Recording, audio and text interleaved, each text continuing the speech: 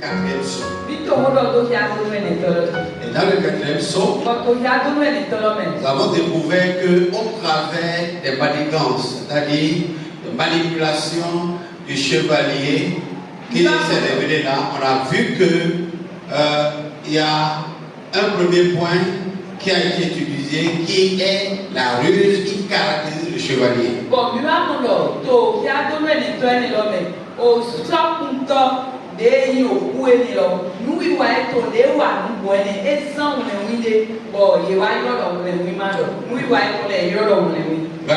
Alléluia. Et nous avons découvert que c'est que la ruse.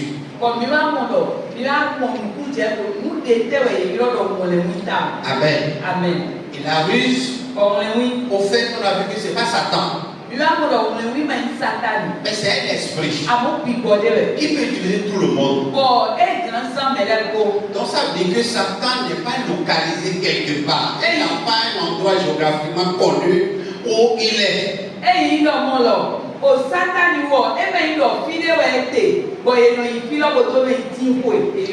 Amen. Amen. Cette ruse peut se manifester dans la vie de tout le monde. Même si la personne a reçu le Seigneur comme son sauveur personnel. Donc il est tenu d'être vigilant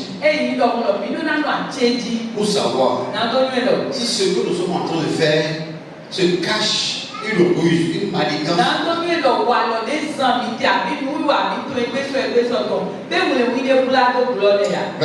Alléluia. Alors le deuxième point que nous voulons étudier et qu'on avait déjà mentionné, c'est la mort. Et la mort, c'est le nom du chevalier du quatrième saut. Quand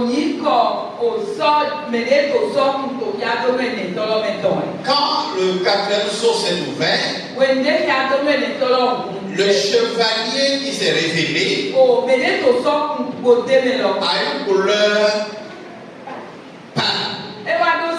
pâle et qui est la combinaison de toutes les trois premières couleurs qu'avait porté le chevalier.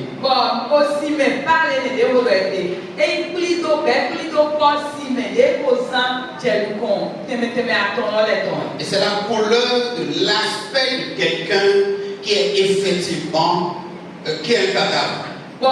L'aspect d'un cadavre.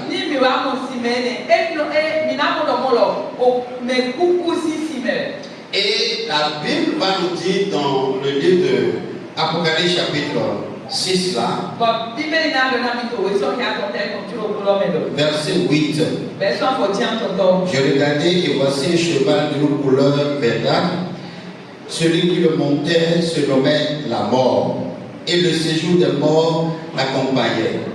Le pouvoir lui fut donné sur le quart de la terre pour faire périr les hommes par l'épée, par la famine, par la peste et par les bêtes sauvages de la terre.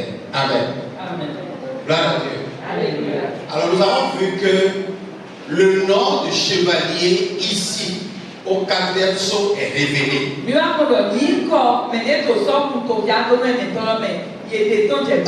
Mais au premier saut, le chevalier n'avait pas de nom. Il avait la ressemblance de quelqu'un qui apporte un nom dans Apocalypse chapitre 19.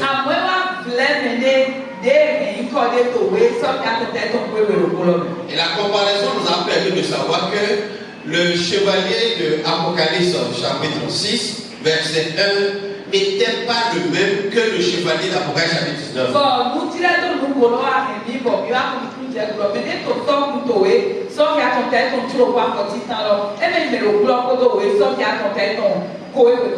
Alors que dans Apocalypse chapitre 19, celui qui est là, qui est révélé là, apporte un nom et on connaît son nom.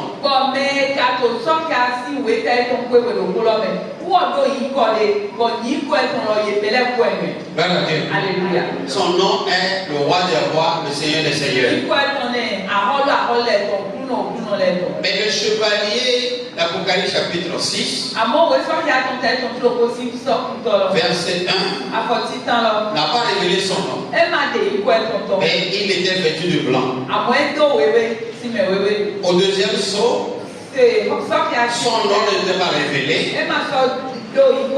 Mais il était vêtu de rouge. Au troisième saut, son nom n'était pas révélé. Mais il était vêtu de noir. Au quatrième saut, il révèle son nom. Gloire à Dieu. Alléluia. Parce que là, il ne peut pas garder son nom caché.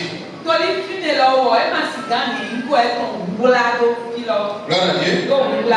À cause de la dispensation. Nous avons vu que la parole de Dieu est toujours sauvegardée par les 4 êtres vivants. Vous vous souvenez?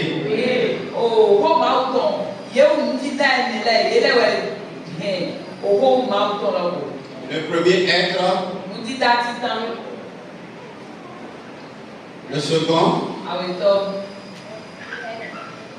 non,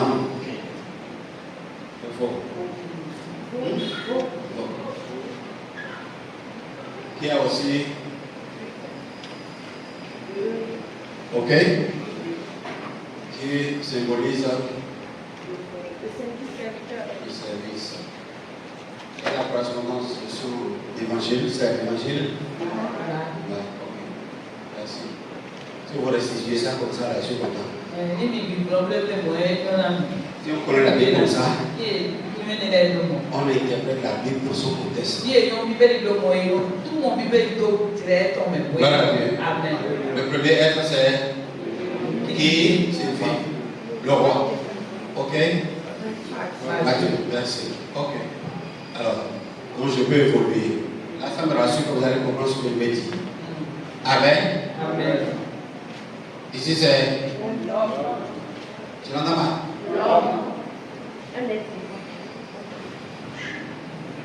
Oui. Fils de l'homme.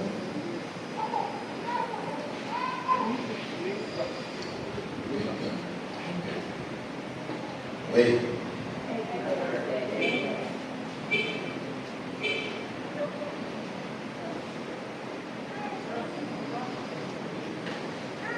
L'aide.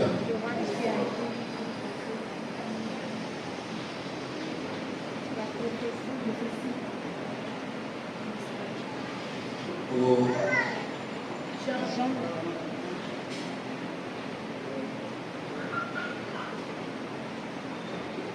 Amen.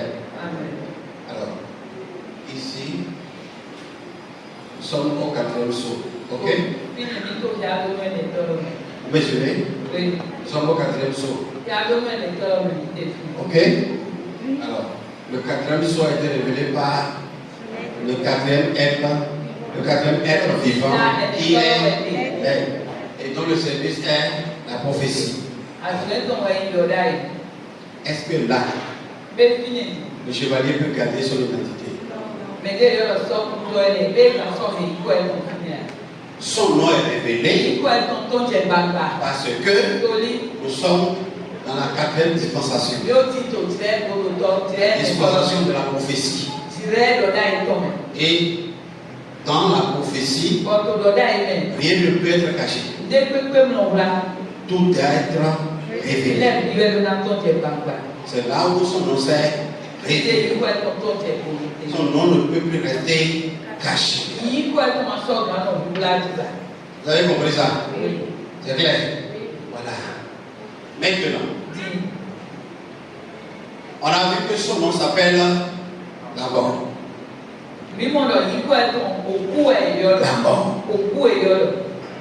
Amen. Amen. Je sais qu'il y a une question qui vous embarrasse souvent.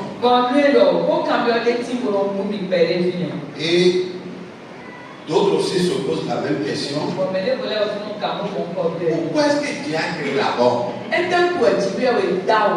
va répondre à ça. Amen. Amen. Donc, je veux parler ce soir de ce point capital qui concerne le nom du chevalier ou bien de l'antéchrist dans cette dispensation.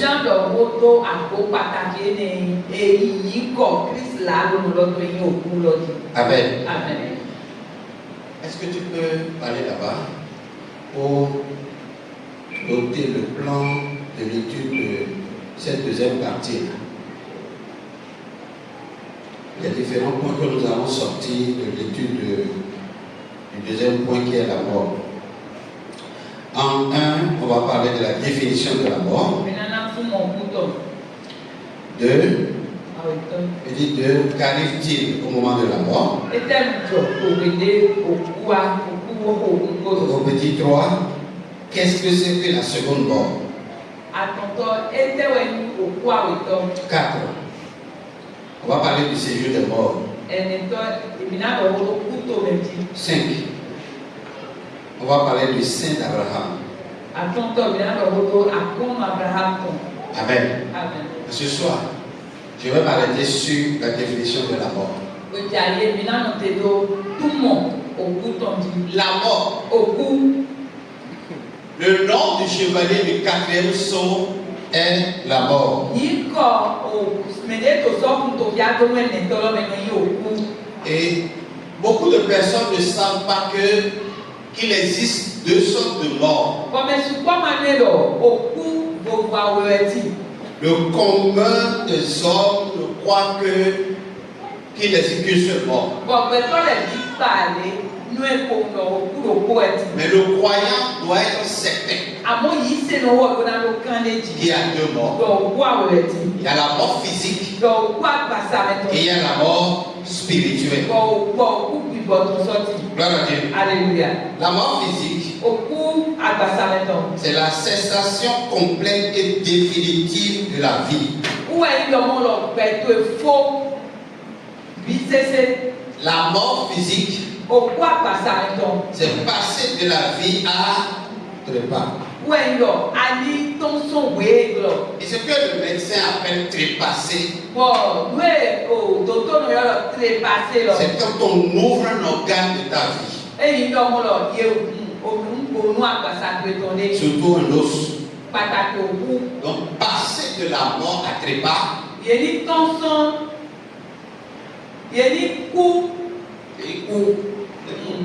gloire à Dieu. Alléluia. C'est quitter le monde des vivants pour un monde des inertes.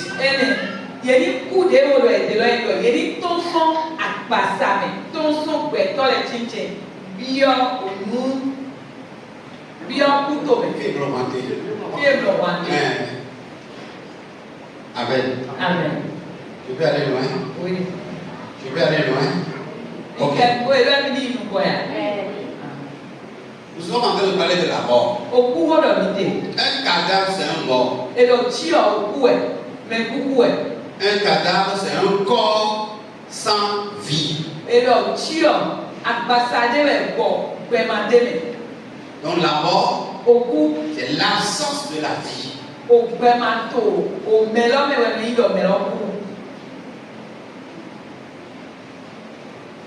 L'absence de la vie.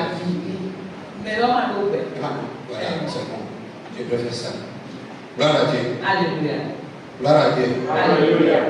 Et je vais finir avec les petites définitions là en disant ceci. Nous sommes en train de parler de l'antichrist. Gloire à Dieu. Alléluia. C'est le contraire de Christ. Nous sommes d'accord? Oui. Donc, lui, il est l'opposé de Christ. Alors, Christ dit, je suis la vie. Et son opposé,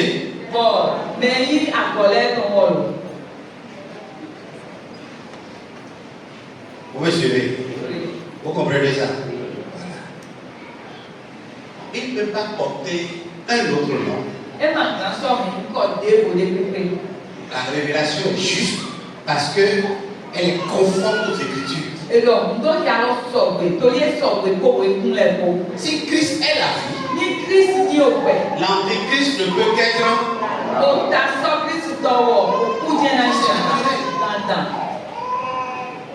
Gloire à Dieu. Alléluia. Donc j'évolue. Now you go.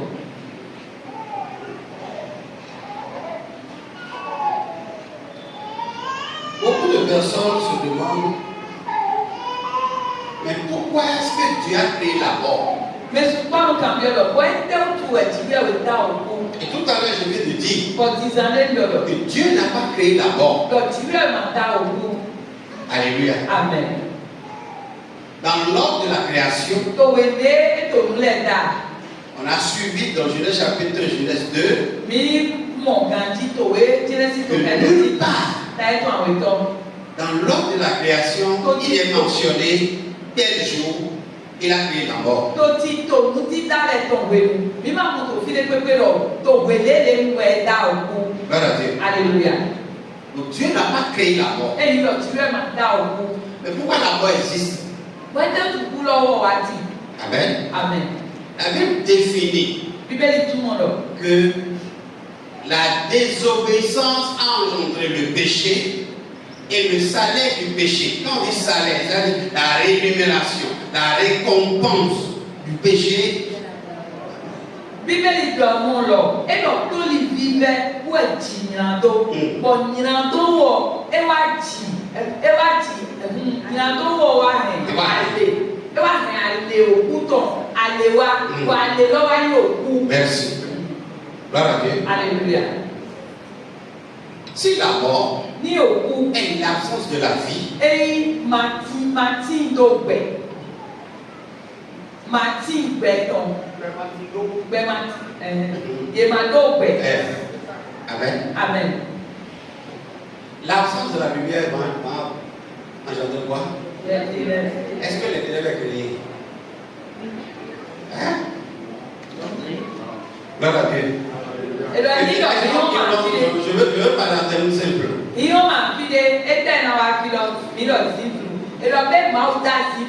En termes simples. Amen. Amen. Notre ampoule là, on l'a payé. Hein? Oui. On l'alimente. Amen. Amen.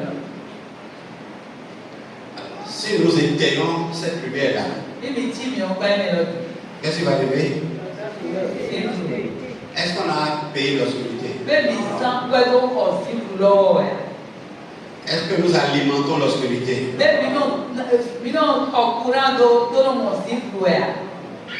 Non. C'est l'absence de l'un qui engendre.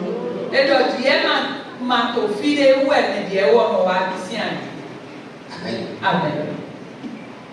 Sachant que, en termes très simples, banal, compréhensibles,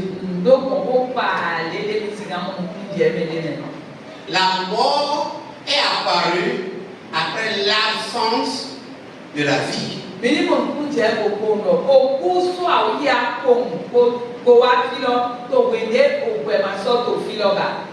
Alléluia. Quand, dans le livre de Genèse chapitre 2,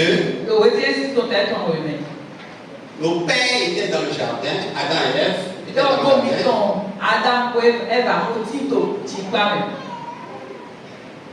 En ce temps-là, la mort n'était pas dans le jardin. Pourquoi? Parce que Dieu était avec eux. Et c'est lui qui est là.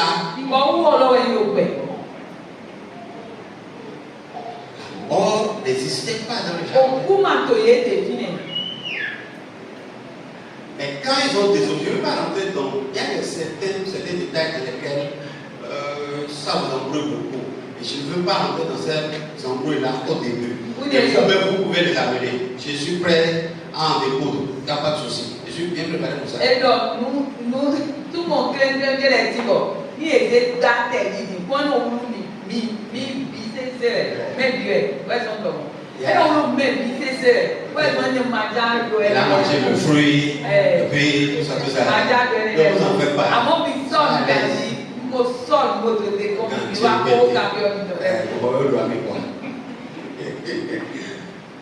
Pourquoi tu as mis le jardin là? Pourquoi il a mis le fruit ici? Tout ça là.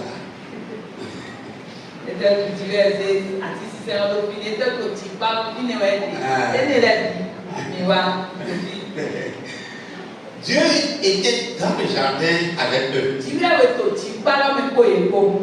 C'est pour cela que la mort ne pouvait pas exister là. Tant que notre lumière sera allumée et alimentée, il n'y aura jamais d'obscurité.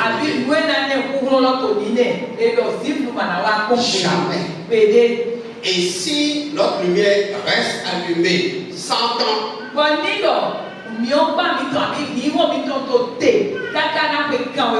l'enfant qui va vivre dans cette maison-là ne sera rien de l'obscurité.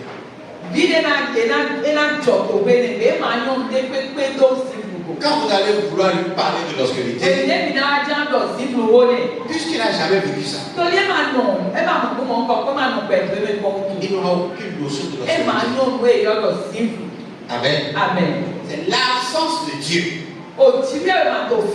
qui a permis à nos pères de croire la mort. Même quand Dieu leur disait, vous mangez de cette table-là, vous allez mourir.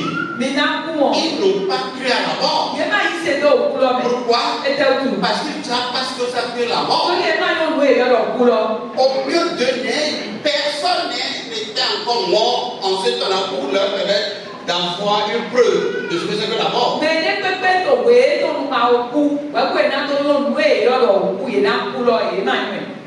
Alléluia.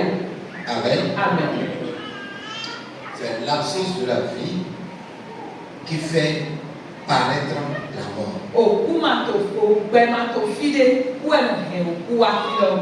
Alléluia. Amen.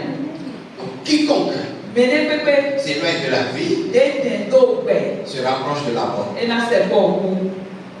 Quiconque s'éloigne de la mort est proche de. Je peux évoluer? Oui. On va lire le livre de Colossiens 3, verset 3.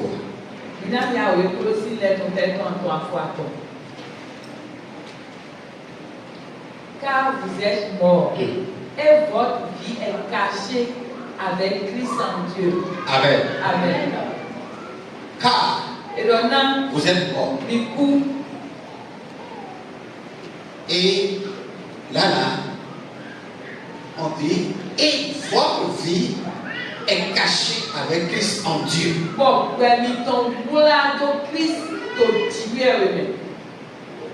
On ne nous a pas mis au monde bon.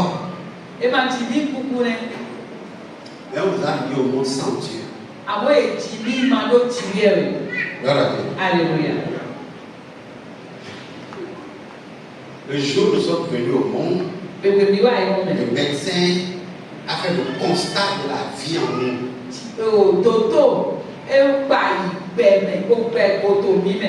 C'est pour cela qu'il nous a déclaré vivants. Et nous avons été enregistrés. Et spirituellement, on est venu dans le monde bon. Amen.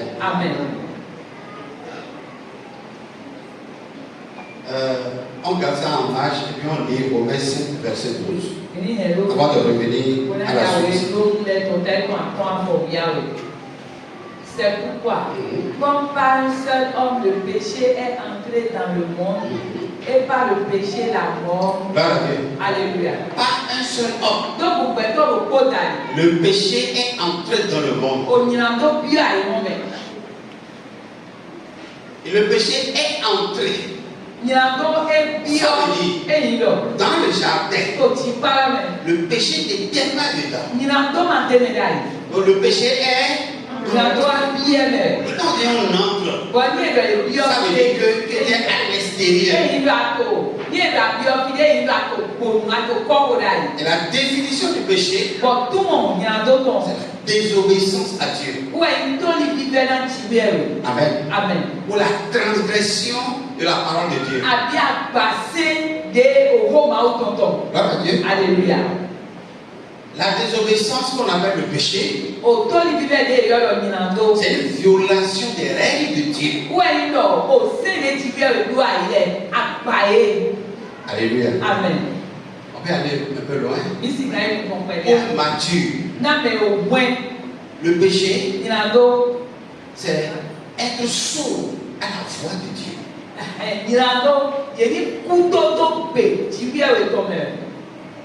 Amen. Amen. C'est se détourner de la direction de Dieu.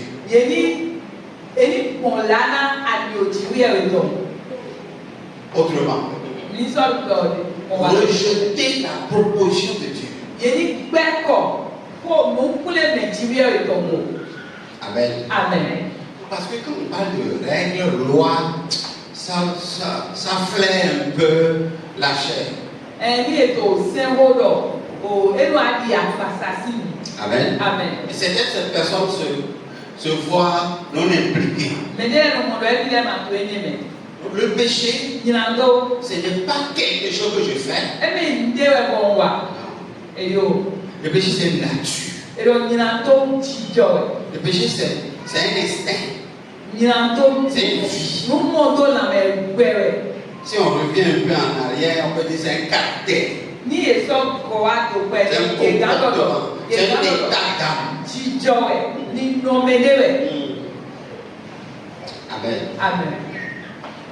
Le péché, c'est aussi une vie d'indépendance.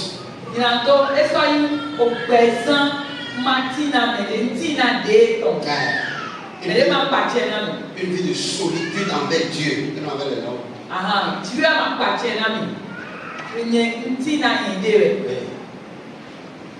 C'est ça aussi le péché. Amen. Amen. Vous me comprenez? Alors, donc, Romains 19 Jean. Et dit, le péché est entré dans la vie, c'est-à-dire dans le monde. Et en venant, le péché s'est fait accompagner de la mort.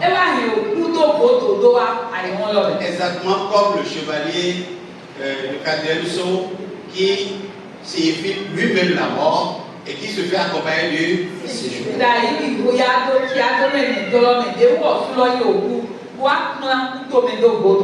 Le péché, ce n'est pas un acte solitaire.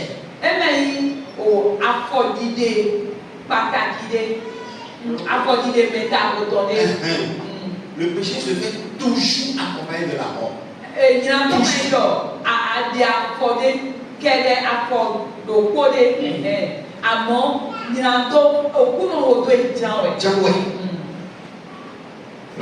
Alléluia. Parce que le péché, c'est comme un service rendu. C'est servir un maître. Et ce maître-là, il paie toujours ses serviteurs en monnaie de mort.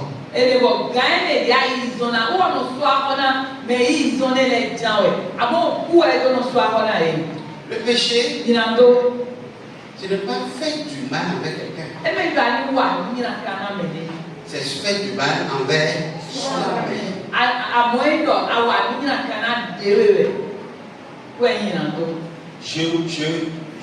Je ferme la porte de grâce contre ma personne.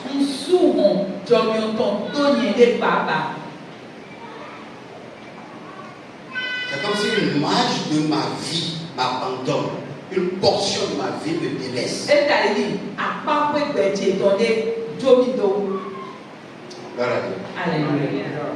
Gloire à Dieu. C'est pour cela que Paul disait aux Romains. Il dit, et ainsi la mort s'est étendue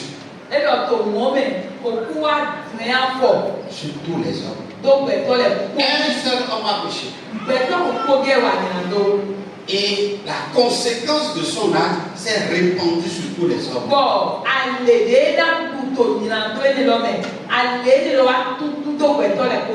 Parce que pas le seul homme qui a péché, tous ont péché. Amen. Amen. Amen.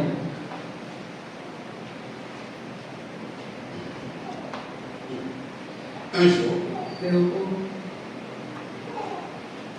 Paul dit, j'ai vu Pierre, qui est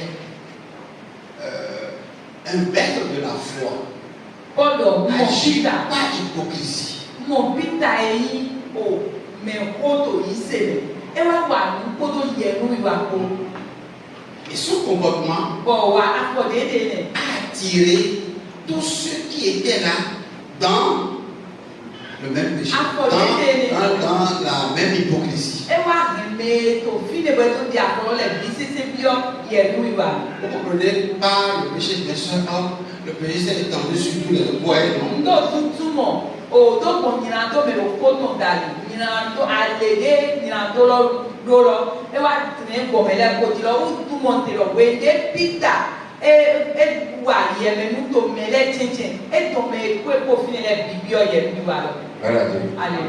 C'est ça le péché. Personne ne peut mesurer l'ampleur du dégât qu'un péché peut causer.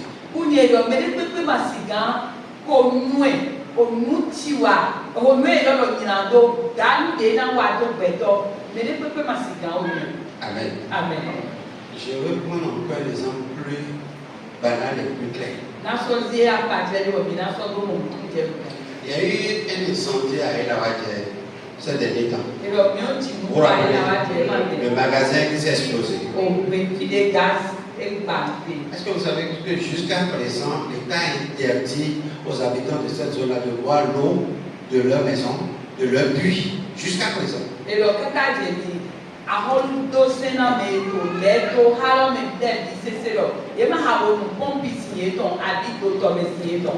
À cause de la gravité du gaz qui s'est explosé le jour.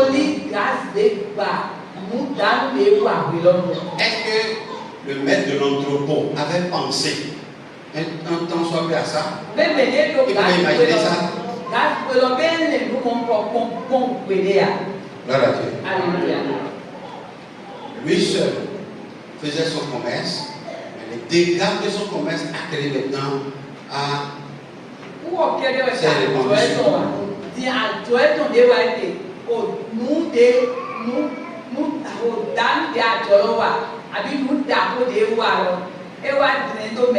c'est ça le péché. Alléluia. C'est ça le péché.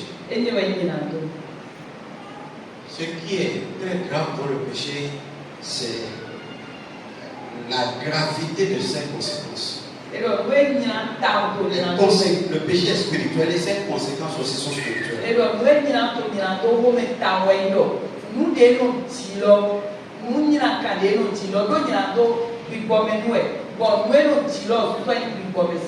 Gloire à Dieu. Alléluia.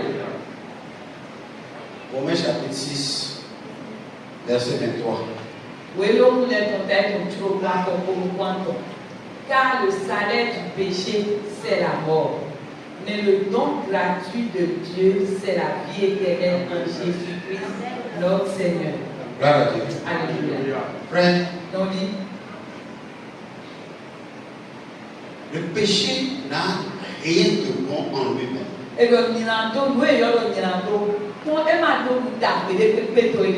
Si le péché constitue tout simplement la violation ou bien le rejet du choix de Dieu, le rejet de la volonté de Dieu, de la parole de Dieu,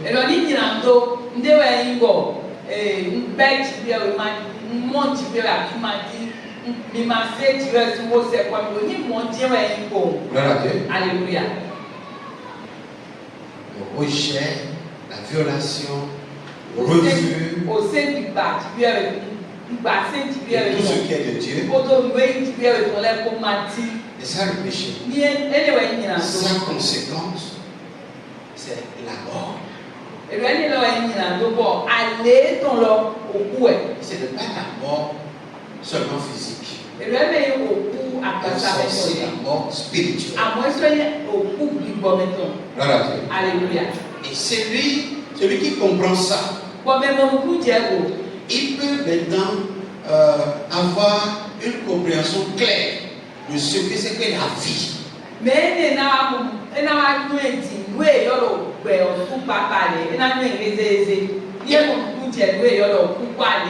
Paul n'a pas dit là. Paul m'a Il n'a pas dit car le salaire du péché c'est la mort.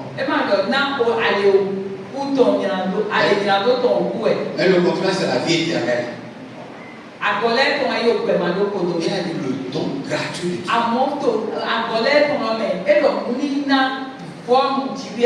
Je veux montrer par là que avoir la vie, il faut que nous sachions que c'est un don gratuit.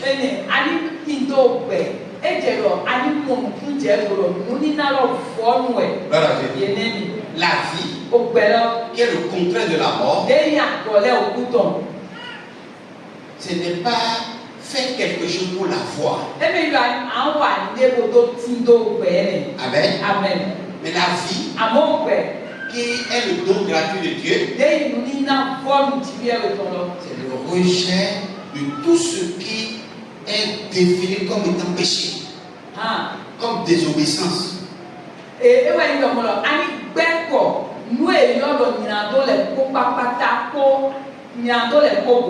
Tout ce qui est une violation, un refus, un abandon des choses de Dieu, donne directement, c'est-à-dire le retour direct que ça apporte,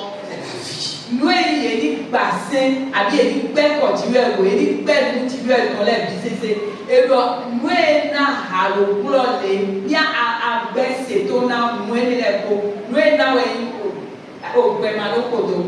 Alléluia. La vie ne consiste pas à faire quelque chose. Tu as la vie si simplement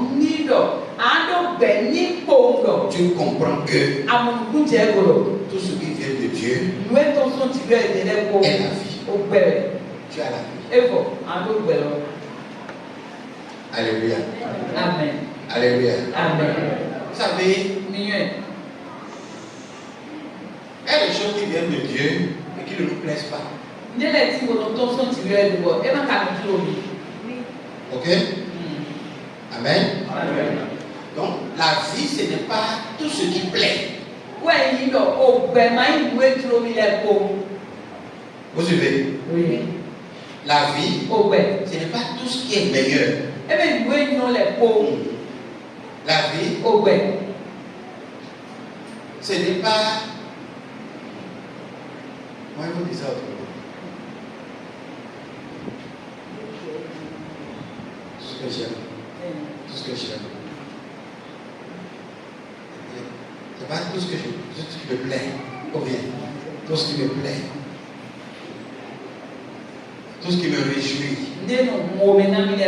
Tout ce que je désire. Voilà. Alléluia. Vous comprenez ça? Je pense que beaucoup de personnes ne comprennent pas ce qu'on appelle aussi la vie. Quand Jésus est venu sur la terre, il n'a pas fait tout ce qui plaît aux hommes. Il n'a pas fait tout ce dont les hommes attendaient, tout ce que les gens attendaient de lui. C'est pas ça. Tout ça là, il a fait.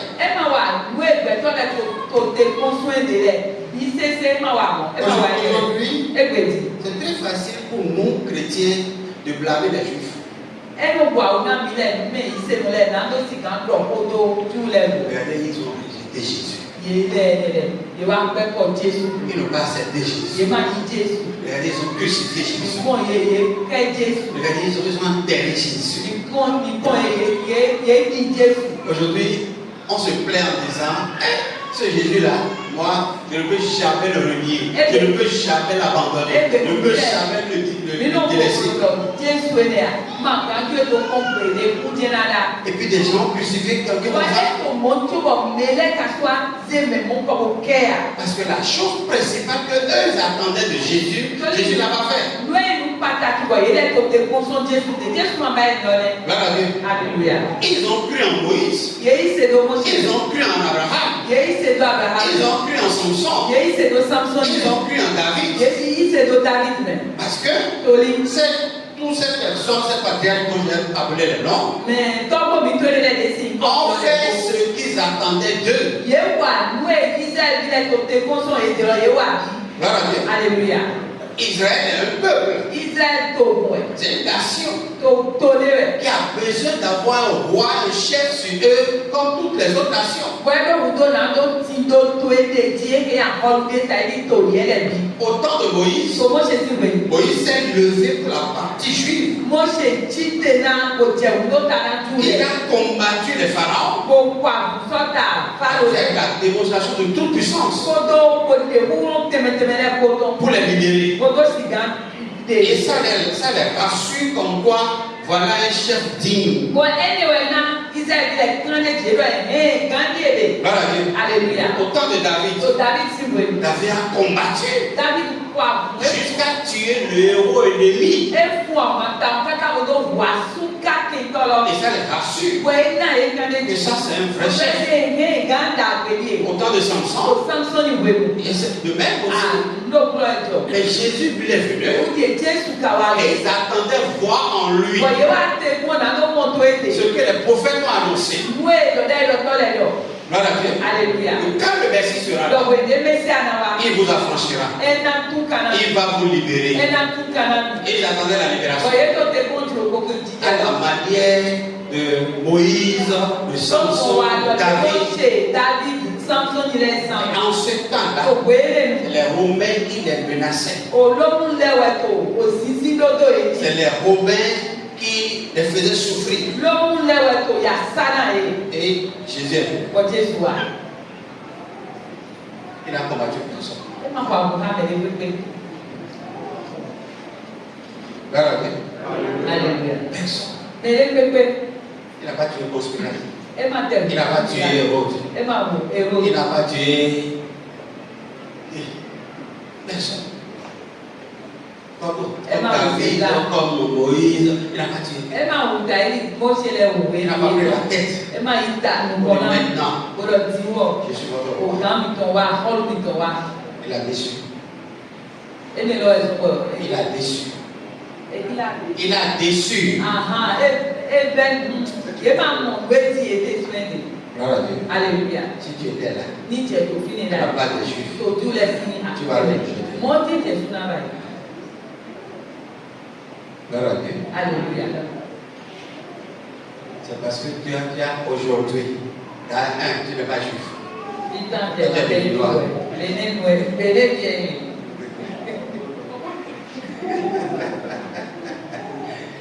Gloire à Dieu. Alléluia. Parce que nous, on a l'écriture, on a la Bible, on a su qu'il est venu nous libérer spirituellement et il reviendra nous sauver physiquement.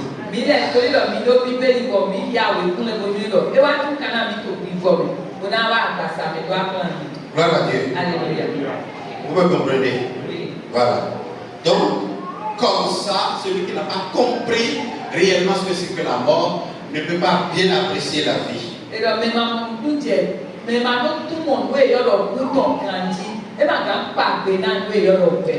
la mort physique n'est pas la seule mort qui existe. Il y a la mort spirituelle. Et la mort spirituelle, on peut mourir spirituellement et vivre physiquement. Alléluia. La mort spirituelle, c'est s'éloigner de la vie spirituelle. La mort spirituelle, c'est s'éloigner de la vie spirituelle. Et dans 1 Timothée 5, 1 Timothée chapitre 5, verset 6, on va lire. Amen. Quant à celles qui mènent une vie disciplinée, en ne pensant qu'à jouir de la vie courante après les plaisirs, elle a beau être vivante, elle est déjà spirituellement morte. Gloire à Dieu. Ça, c'est français. Mais Parole de vie. celle qui vit dans les plaisirs est morte, quoique vivante. Gloire à Dieu. Alléluia. C'est l'expression là surtout que je veux utiliser. Et l'expression dit on peut être mort quoique vivant.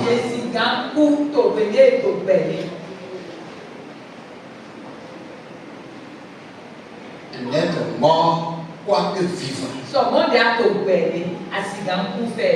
mort spirituelle. Et Jésus allait lui dire ne craignez pas celui qui peut tuer le corps. Mais craignez plutôt celui qui peut tuer le corps. Gloire à Dieu. Alléluia. Et là, il fait ressortir les deux formes de mort. La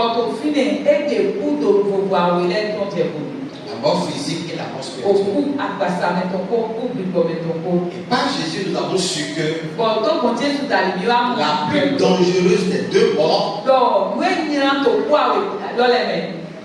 c'est la mort. Alléluia. Amen. Le chrétien mûr doit tout faire pour éviter la mort spirituelle. Et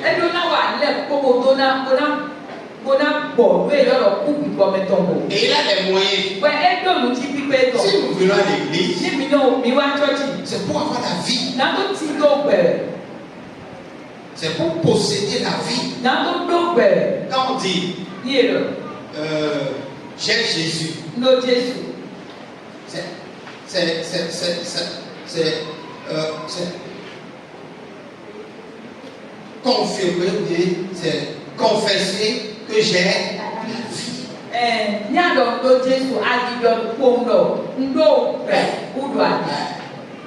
Alléluia. Amen. J'ai la vie.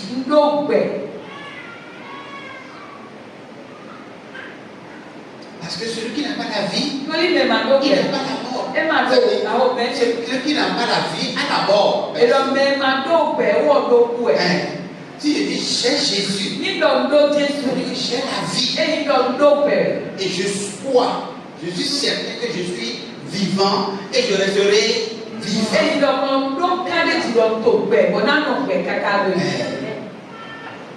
Amen. Amen. Quand on dit aux gens que nous avons la vie,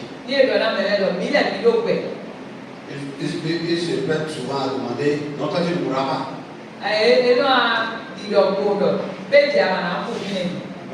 Alléluia. Et puis quand je dis que j'ai la vie, c'est que je ne mourrai pas. Amen. Amen. Je vais mourir. Parce qu'il y a deux sortes de morts.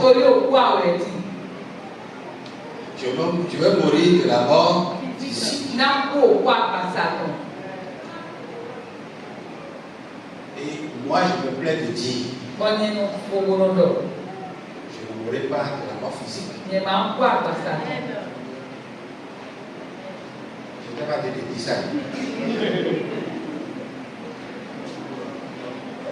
Vous savez pourquoi moi il dit ça? Parce que moi je crois à l'enlèvement.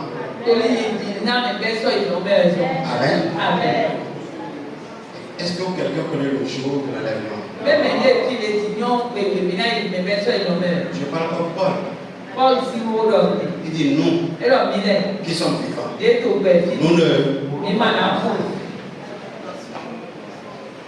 Nous ne mourrons pas. C'est pas moi qui le dis, c'est la parole de Dieu qui l'a dit. Il dit nous qui sommes maintenant vivants et qui croyons. Quand Paul dit nous, en son temps, pendant qu'il était vivant, maintenant il est mort. Alléluia. Et son nom est encore présent. Donc n'allez pas dire quelque part, le jour où je vais mourir, vous allez vouloir m'enterrer. Mais papa disait, le papa disait, il n'allait pas mourir. Voilà, on veut l'enterrer. Et le jour là, ta foi va disparaître. Non. Je parle comme mon père Paul. C'est que l'enlèvement peut avoir lieu tout. Je ne vais pas dire à la campagne qui va sonner, attends que je meure d'abord. C'est sur cette base-là que je dis que je ne l'aurai pas. Je ne crois pas à la mort. Je ne crois pas. Je crois à l'enlèvement. Gloire à Dieu. Alléluia. Gloire à Dieu. Alléluia. Nous avons reçu Jésus pour avoir la vie. Amen. Pour avoir la vie. Le jour où tu as reçu Christ, tu as reçu la vie. Ce que tu as reçu là, ce n'est pas l'argent, c'est la vie. Amen. Amen. Et parce que tu as la vie et Et que tu n'as pas la mort, celui qui s'appelle la mort s'éloigne de toi. Parce que la vie, c'est s'éloigner de la mort.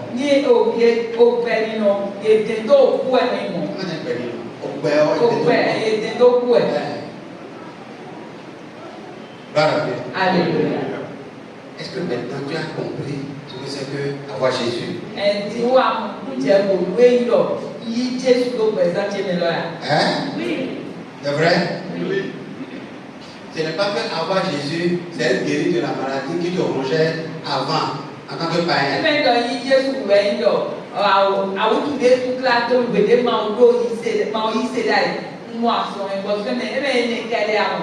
Gloire à Dieu. Alléluia.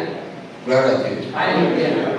Quiconque n'a pas la vie, Mais les peuples des Mano, la Bible dit, il est mort. mais au coup, Quiconque n'a pas la vie, mais Mano, mais les peuples des Mano, à la mort. au coup, elle, Comme la lumière de l'obscurité. Si tu n'as pas la lumière, tu n'as pas besoin d'appeler l'obscurité. Elle est là spontanément. On peut évoluer. Gloire à Dieu. Éphésiens chapitre 2, verset 1.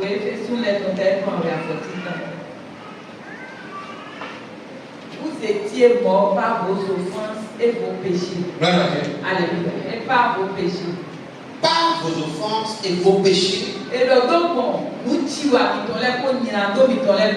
on n'a pas besoin de vous tuer. Non. Personne ne tue le péché.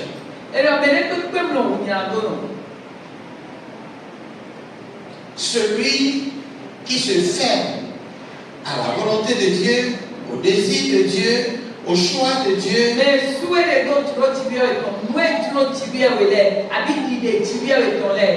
il s'est fermé à la vie. Il n'a pas besoin de mourir. Il n'a pas besoin de mourir. Il est déjà. Paul dit, par vos péchés, par vos offenses, vous êtes déjà morts. Vous êtes morts.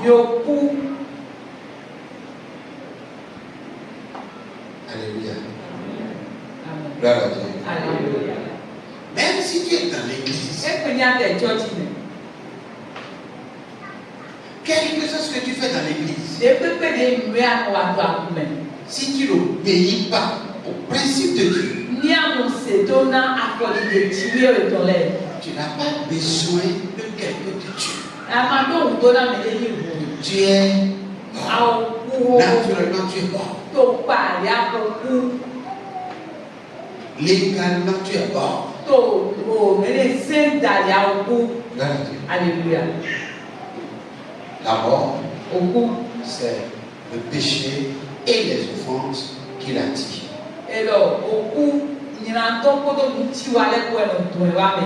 Nous allons voir un exemple. Dans le livre de Luc chapitre 15. Ça, c'est une histoire très longue, mais on va juste lire quelques portions. C'est l'histoire de l'enfant prodige. Amen. Amen. On va lire d'abord le verset 24. Amen. Amen. Luc 15, verset 24. Car mon fils que voici était mort. Alléluia.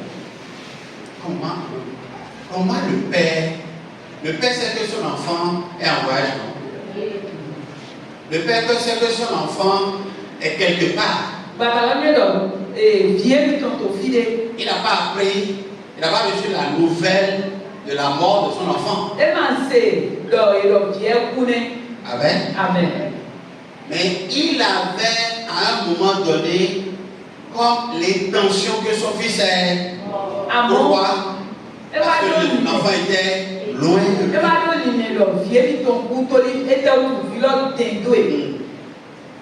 Amen. Amen. Parce que l'enfant était loin de lui. Et le père là, puisque c'est une illustration, l'histoire là est une illustration. Et le père était le symbole de Dieu. Alléluia. Et le fils dont il est question, c'est les croyants, c'est les enfants ou les créations de Dieu qui ne sont pas dans l'obéissance. Amen. Amen. Et donc, loin de Dieu, c'est pour signifier simplement dans l'illustration, loin de Dieu, c'est la mort.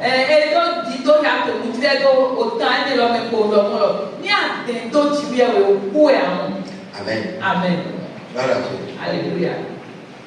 Le père a l'intention que mon fils qui est allé loin de moi, à cause de cette distance qu'il y a entre nous, il est mort.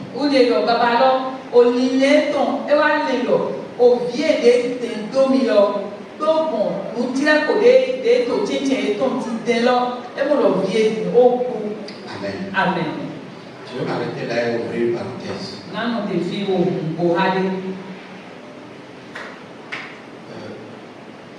À peu près, quelles sont les choses qui éloignent l'homme, qui éloignent le croyant? Je veux parler du croyant.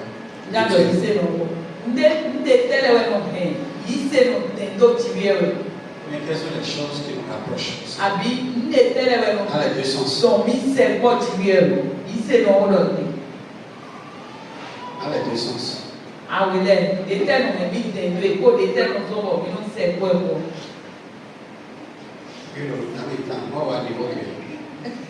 Oui, madame Gourouzi. On va niveau de notamment à niveau de Asia.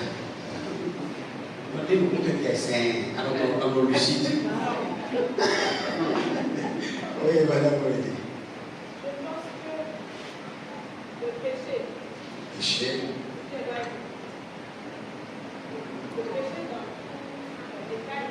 Ok, dans toutes ces variations. Ok.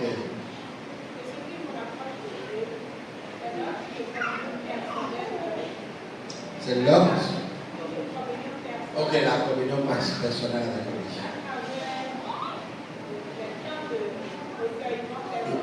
lui.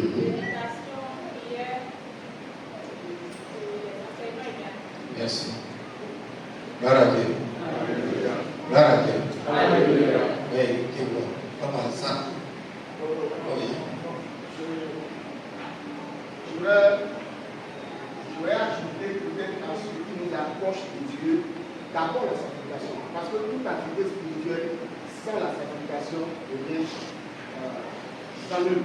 Oui. Donc, ce qui nous éloigne de Dieu, parce que ce qui nous éloigne de Dieu, c'est la souillure, on dit cette composante, et ce qui nous rapproche de Dieu, c'est la sanctification et tout ce qui va. Merci.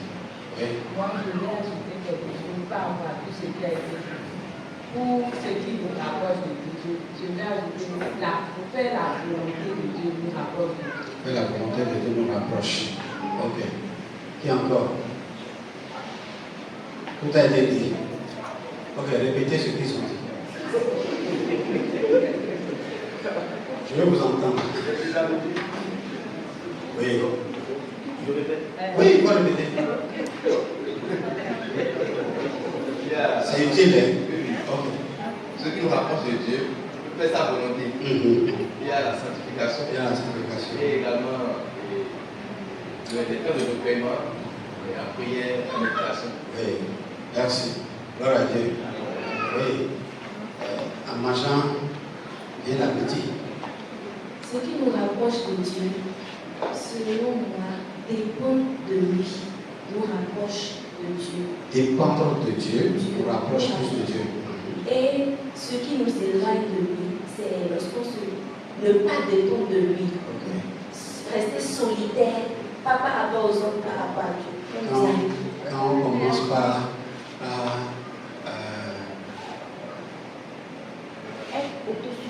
être autosuffisant. Merci. Oui, passez à tous. Ce qui nous éloigne de Dieu, c'est l'argent. C'est vrai? Oui. Ah, vous n'avez pas dit ça? Vous n'avez pas dit ça? Gloire à Dieu. Alléluia. Que Dieu ne commence pas à nous priver de l'argent. Mais ça nous éloigne de Dieu. Oui, Emmanuel. Non, Emmanuel ne levait pas la main. Il faisait comme si. Oui. Oui. Nous ne voulons pas quand même des partisans. Non, on veut que chacun s'exprime.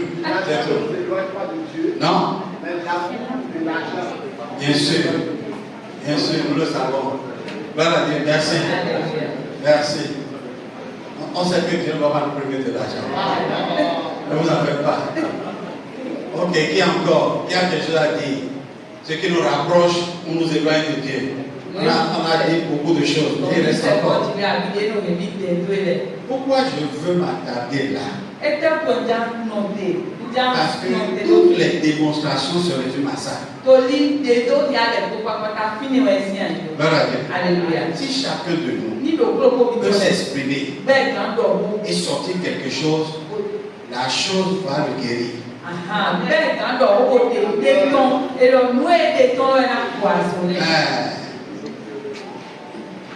Oui.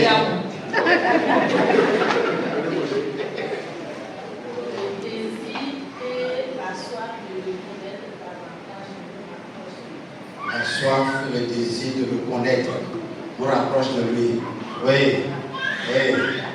Le manque de temps pour Dieu nous éloigne de temps pour Dieu. Voilà.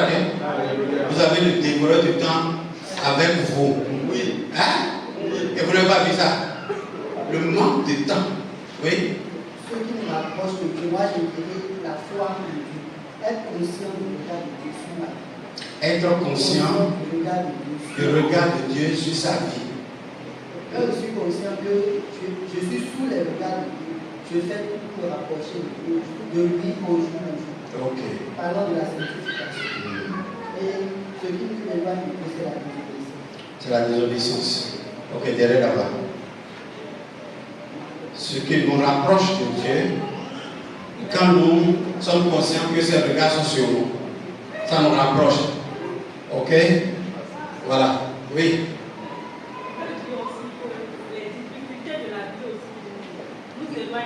Les difficultés de la vie nous éloignent de Dieu. Ça, c'est vrai. On a cité par exemple le temps. Hein? On a cité l'argent. L'argent. Et puis la correction est venue automatiquement. Ce n'est pas l'argent, mais c'est l'amour. C'est l'amour de l'argent. Il y a l'impatience aussi. Il y a l'impatience. Ok, l'impatience par rapport à tout ce que j'attends de Dieu. Ça nous rapproche ou bien ça nous éloigne. L'impatience nous éloigne de Dieu. Quand est-ce que Dieu va faire pour moi? Ok. Maintenant, oui. Parlons plus de ce qui va nous rapprocher de Dieu, parce que ce que nous recherchons, c'est ce qui va nous rapprocher de Dieu. Nous avons l'orgueil qui nous éloigne de Dieu. Amen. Ça c'est vrai. L'orgueil. Oui. Il y a.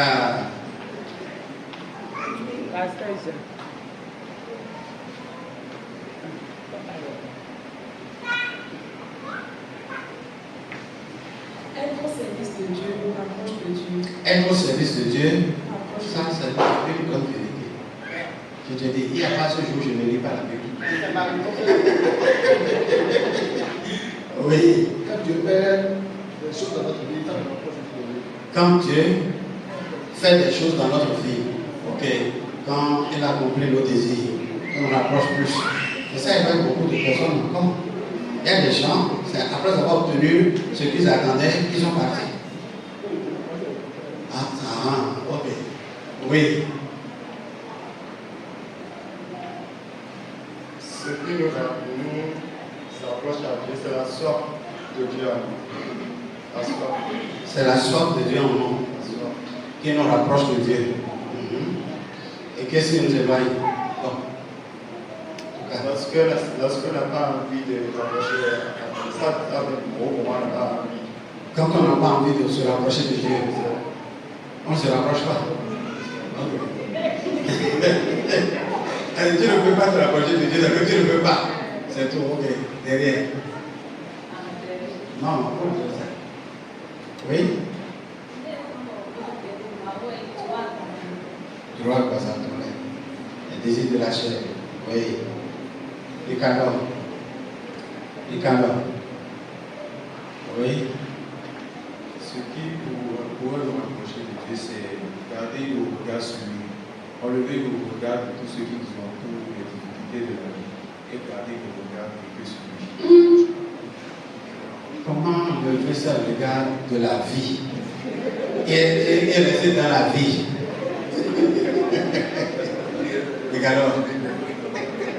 Si jamais tu enlèves ton regard de la vie et placer ça uniquement sur Jésus, le radar va t'arrêter.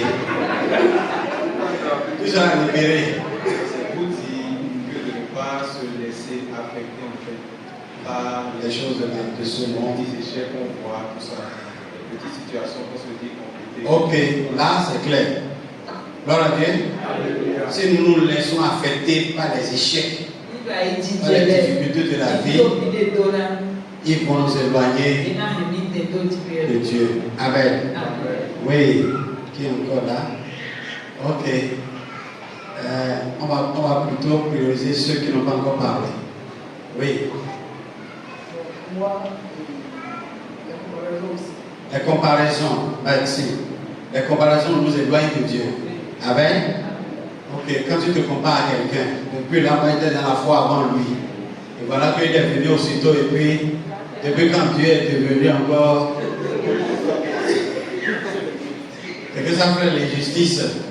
Nous sommes tous là, on invoque le même Dieu, et il dit les autres d'autres, et il abandonne d'autres.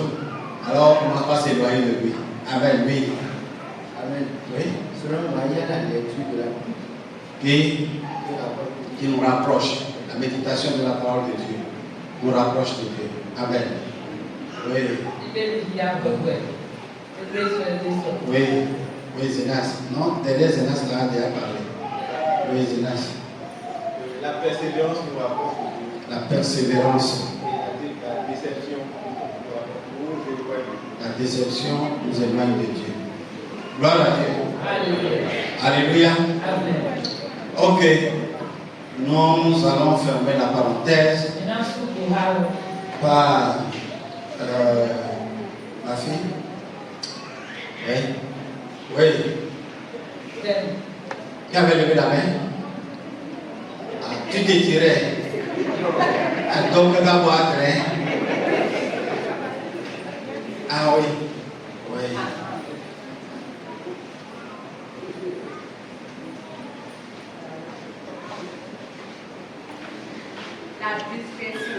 La discrétion. Qui nous rapproche de Dieu. Ok. Gloire à Dieu. Bon, on ne va pas rentrer dans les détails. Non. Discrétion, c'est discrétion. Dieu ne m'a dit de rentrer dans sa chambre de fermer, non. C'est pas une discrétion aussi. C'est une discrétion. Amen. Alors, on va s'arrêter là. Amen.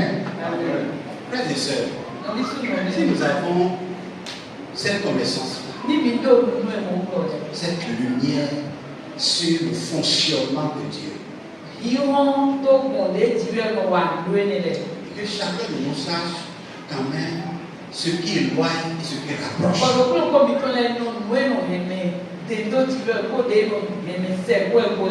L'étude de ce soir dit, si je me laisse éloigner, je verrai la mort. Si je me rapproche, j'ai la vie. Pourquoi ne pas cultiver des choses qui rapprochent? Alléluia. Je pense que nous devons normalement nous attendre à ça, à des choses qui nous rapprochent.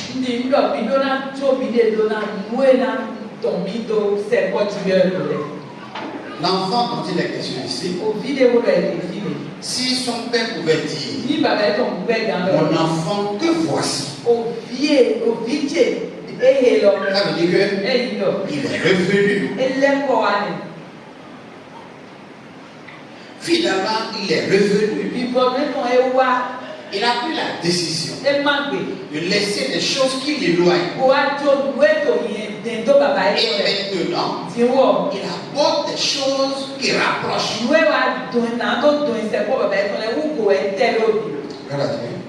Et finalement, il est parvenu. Il est venu au Père. Le Père, l'ayant vu, était émerveillé, content. Il s'est exclamé en disant, mon enfant, que voici. Il était déjà mort. Il est revenu. Alléluia.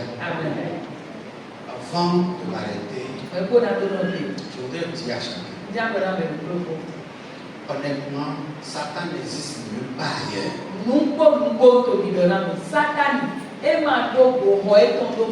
Dieu n'existe nulle part ailleurs. Si je te demande, où est Dieu? Il est où? On ne vient pas le chercher ici. Il n'est pas ici. Il est là.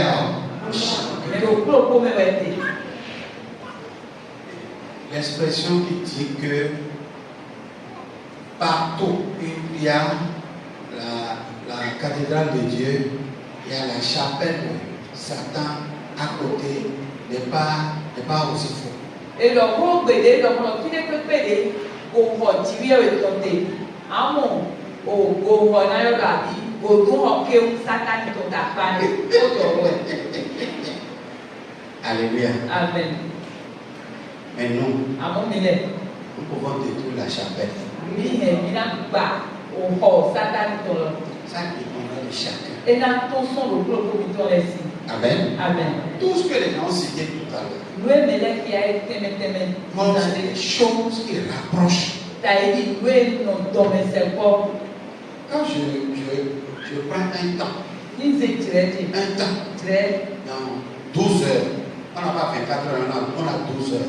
On n'a pas 24 heures. Amen. Amen. Pendant ces 12 heures-là, nous sommes lucides.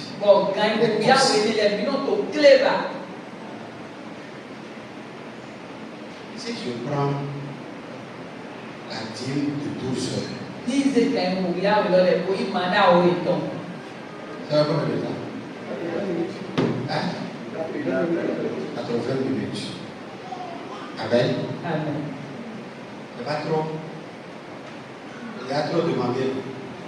Trop demandé. Pour lire une portion de la parole de Dieu et prendre la portion là pour prier. Il n'y a pas de méditer, garder, mémoriser.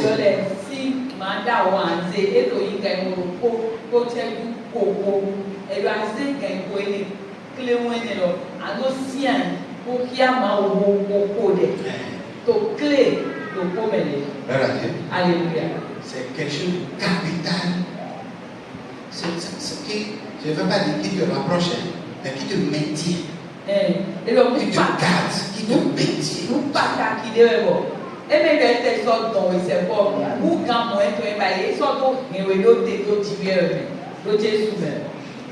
Alléluia.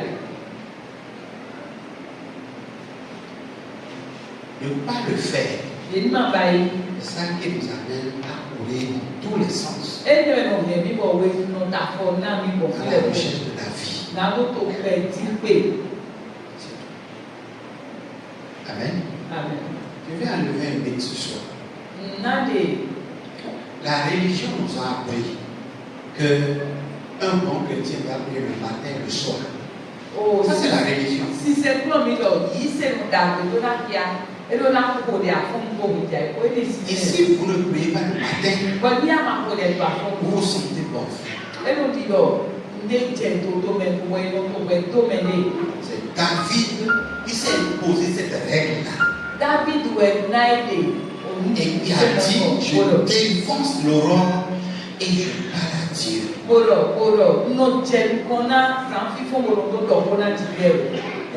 Alléluia.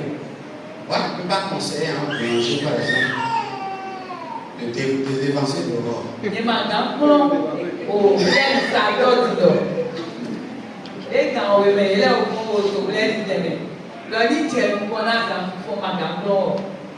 Alléluia. Au temps de David, il n'y avait pas de pilote. Vous avez bien un pilote qui est sur le vol du soir de dévancer l'aurore. Il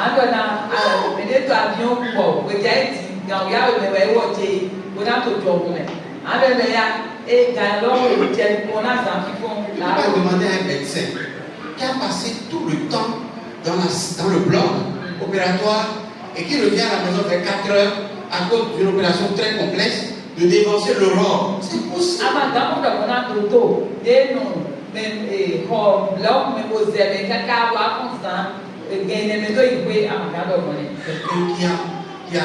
Qui a monté la garde et qui descend vers 5 heures et tu lui dis dévance l'aurore et parle au Seigneur.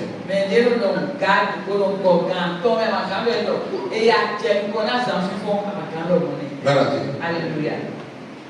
Le sabbat est fait pour l'homme et l'homme est le maître du sabbat. Et le sabbat,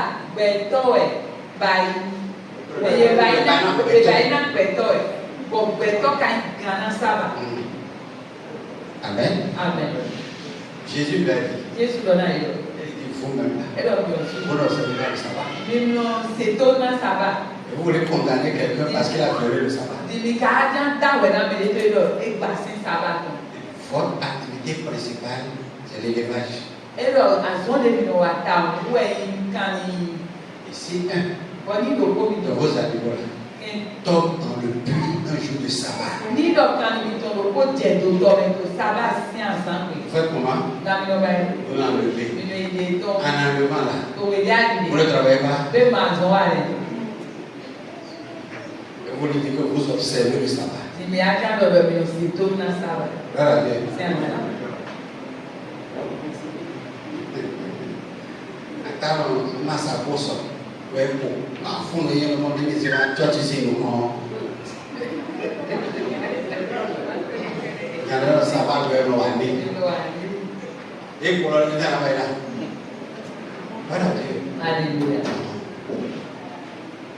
La grâce que nous avons obtenue de Jésus nous rend maître de tout, maître des circonstances, maître des temps. Amen. Amen. Tu as 12 heures de temps dans une journée pour faire ce qu'il faut faire pour te rapprocher de Dieu.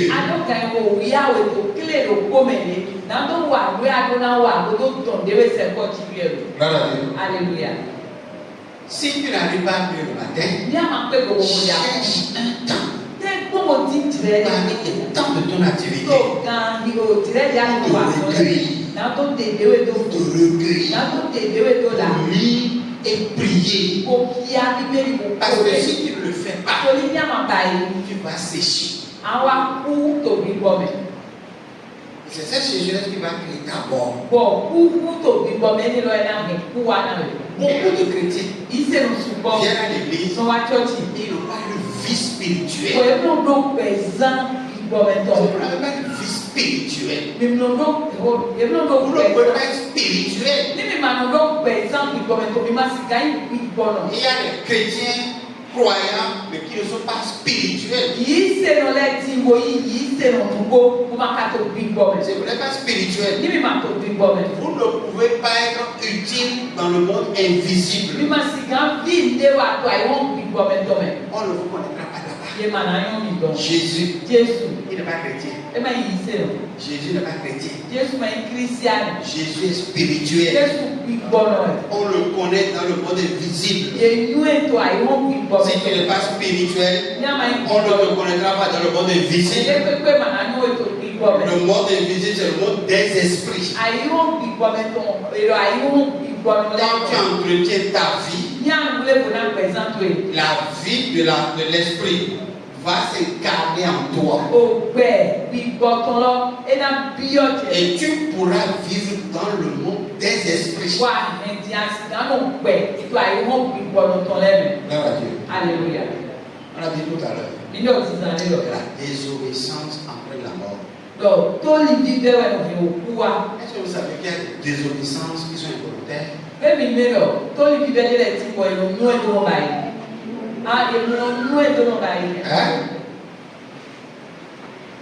Il y a des désobéissances qui ne sont que le fruit de l'influence de notre esprit sur ta vie. Et donc, toi, tu veux dire,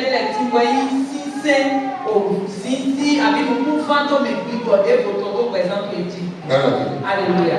Je vais parler. On va évoluer après. Alors, à cause de tout ça, Jésus a insisté que tout homme doit naître de nouveau. Pourquoi? Parce que si tu n'es pas né de nouveau et que tu te contentes seulement de la naissance naturelle, tu vas mourir. Tes deux morts. Change avec toi. Après, verset 3.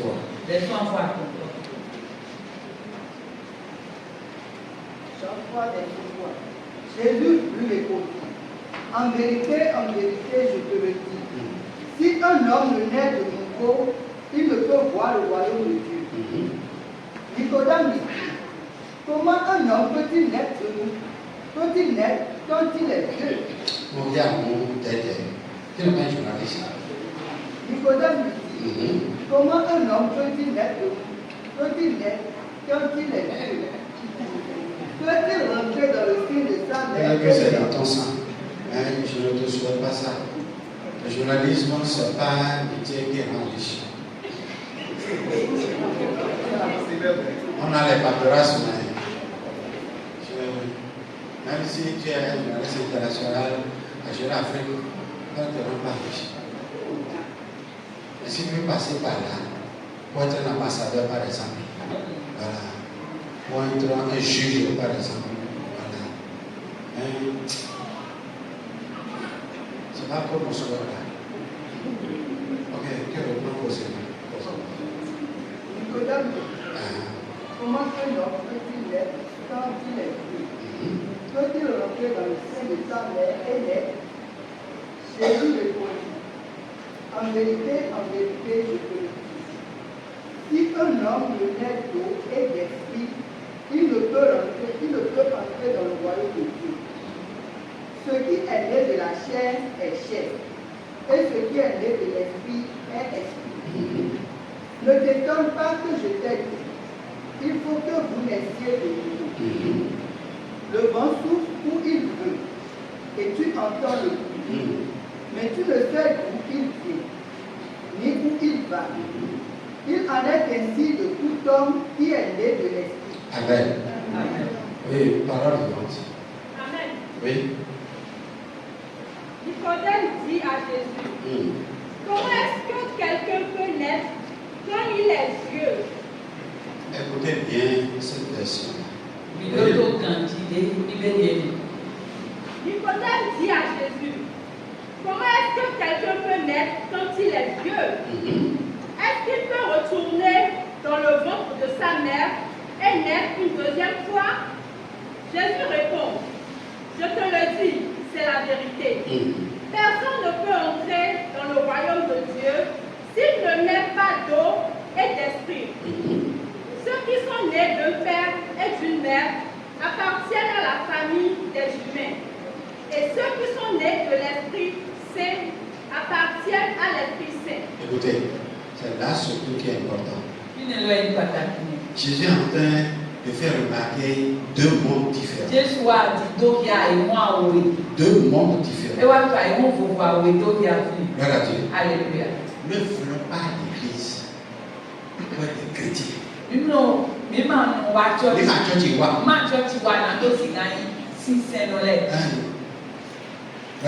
Alléluia. Pour être spirituel, je vais diluer ça encore. Pour être membre d'une famille, d'un monde particulier. Où est ça?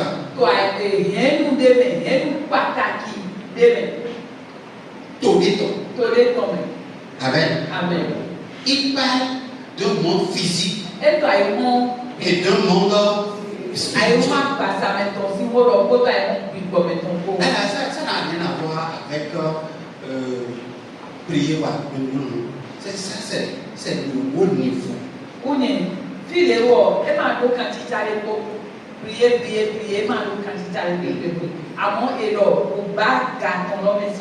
niveau de la spiritualité.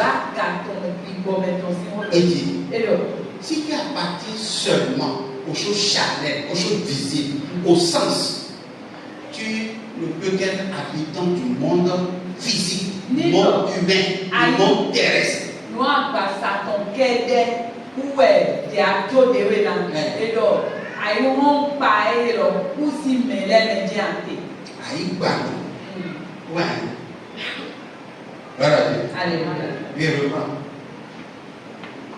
Moi, c'est le verset 6. Amen. Oui.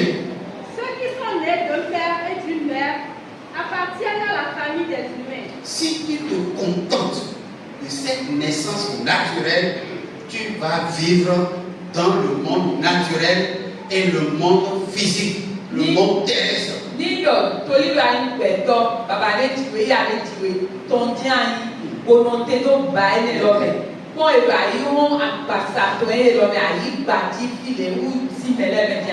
Oui. Et ceux qui sont nés de l'Esprit Saint appartiennent à l'Esprit Saint. Il faut que tu élèves un peu ton niveau. Et que ce soit dans le niveau de l'esprit. Mais ce que chacun a cité tout à l'heure, c'est des exercices qui permettent d'accéder au niveau de l'esprit.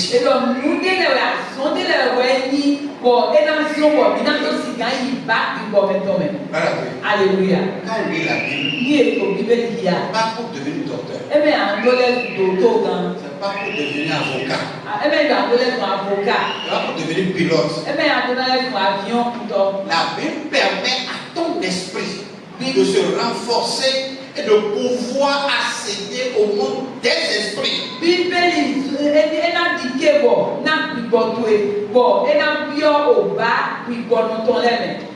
Alléluia. Je viens. Un jour, une dame qui était allée à un niveau supérieur dans les 7, elle venait à l'église.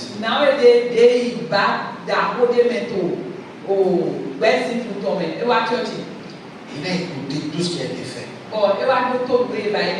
Et elle dit au pasteur, à la fin, il dit, mais c'est un temple ou bien c'est un amphi? Alors, fille de a planté, habit au beau Alléluia. C'est dans un amphi. On enseigne la science humaine. La connaissance des hommes. Dans un temple, c'est la spiritualité qu'on enseigne. Mais pasteur, tout ce que tu as dit maintenant, ça n'a rien à voir avec la spiritualité.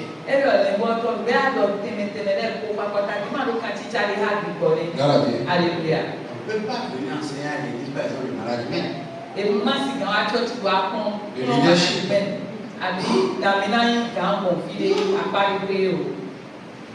Comment réussir dans les affaires?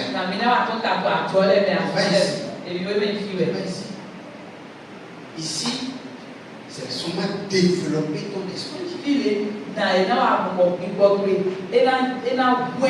Jésus dit, il dit, je parle de comment naître d'esprit.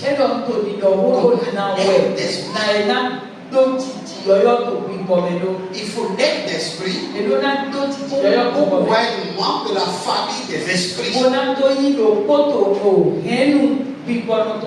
Frère, tu ne pries pas chaque jour pour être chrétien. Tu es déjà chrétien. Alléluia. Tu l'es déjà. Oui. Mais tu pries comme un exercice spirituel pour te donner des muscles spirituels. Vous suivez? Oui. Vous suivez? Oui. Oui. Jusqu'au verset 8. Ne sois pas étonné parce que je t'ai dit, vous devez naître de nouveau. Il est vieux. C'est pour cela qu'il a demandé à Jésus, en tant que vieux comme ça là, est-ce qu'il faut rentrer dans le ventre de ma mère pour renaître? C'est pour ça que tu parles. Il est vieux, mais il n'a pas la connaissance des choses du monde des esprits.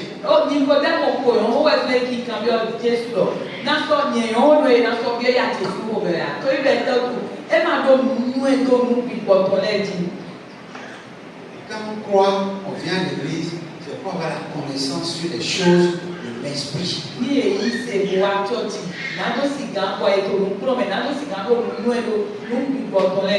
Amen. Amen. Oui. Le vent souffle où il veut, et tu entends le bruit qu'il fait, mais tu ne sais pas d'où il vient ni où il va. C'est la même chose pour tous ceux. C'est la même chose pour tous ceux qui sont nés de l'Esprit Saint. Alléluia. Il dit l'esprit. Il travaille comme le vent. Il a expliqué à Nicodème comment le vent fonctionne. Il dit quand vous l'observez, par sa manifestation, vous sachez dans quel sens il souffle.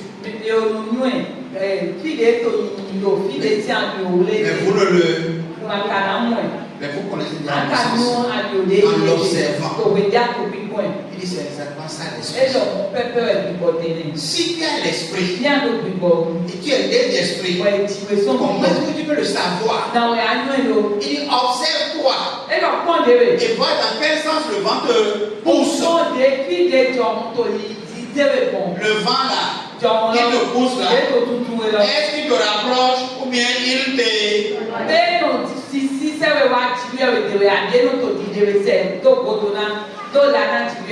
Le vent qui t'éloigne de Dieu.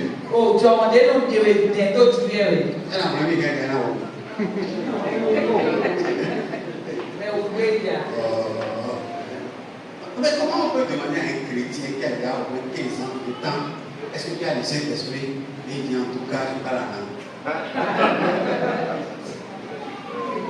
Et beaucoup de chrétiens prennent le parler en langue comme si ils ont le baptême du Saint-Esprit.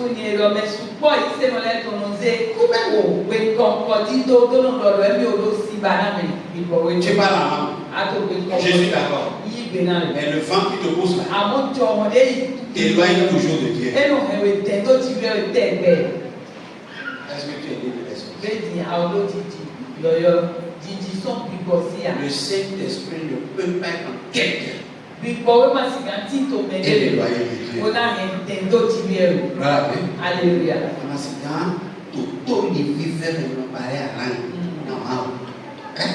Tu désobéis à Dieu et tu parles en pour voir si l'esprit est encore là. Depuis quand l'esprit est devenu le code, ou le signe qui montre que l'esprit est là, pas là. Alléluia. Vous avez compris? Oui. C'est clair? Oui. Chacun peut répondre par oui ou par non. S'il est baptisé du Saint-Esprit, non. Observez le vent. Mais au plus pourtant, observez le.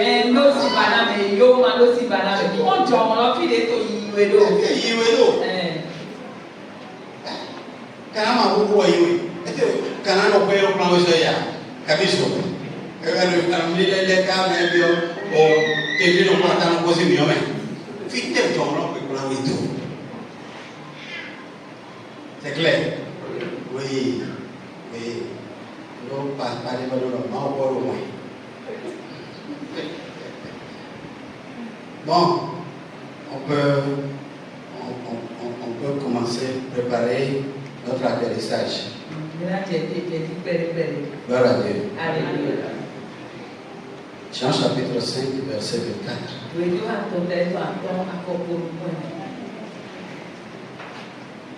Jean 5, 24. Oui, je vous le dis, oui. C'est la vérité. Si quelqu'un écoute mes paroles et croit au Père qui m'a envoyé, gloire à Dieu. Alléluia. Vous voyez ça? Oui, moi. Il vit avec Dieu pour toujours. Si quelqu'un écoute mes paroles et croit. C'est pas sur l'écran. C'est pas sur l'écran. Oui.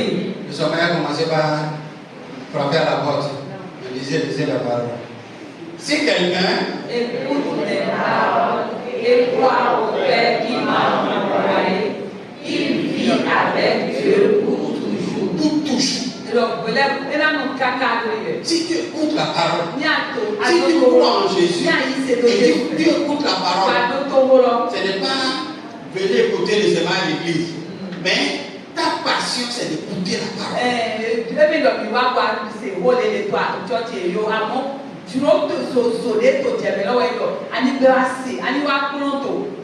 Gloire à Dieu. C'est pas nécessairement venir écouter la parole de Dieu à l'église, mais écouter la parole n'importe où. À la télévision, à la radio.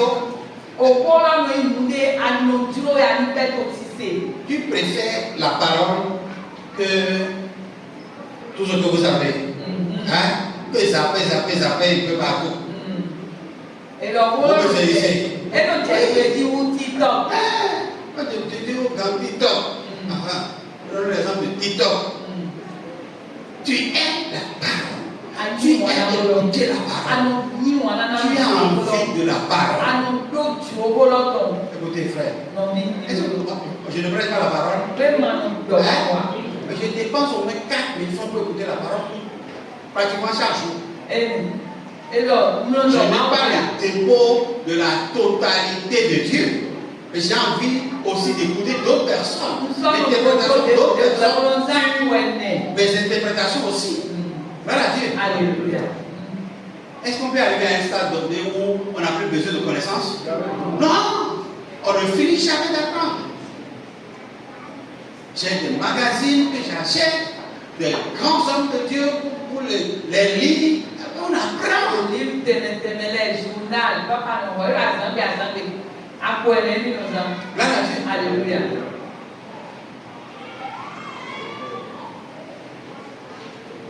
Si quelqu'un écoute mes paroles, est-ce que quelqu'un peut écouter? Elle peut écouter la parole de Dieu, ne pas croire en Jésus.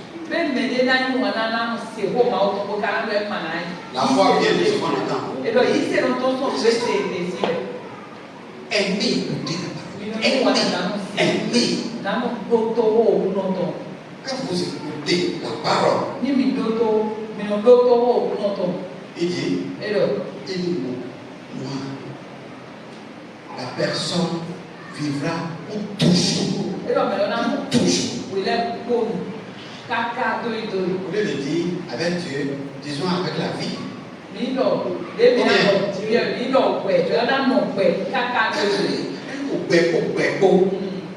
vivra pour toujours avec la vie. Il ne sera jamais frappé par la mort. Et vous savez, nous sommes en train de parler de la mort spirituelle là. Jamais. Amen. Je vais finir avec quelque chose. Jean chapitre 6, verset 63.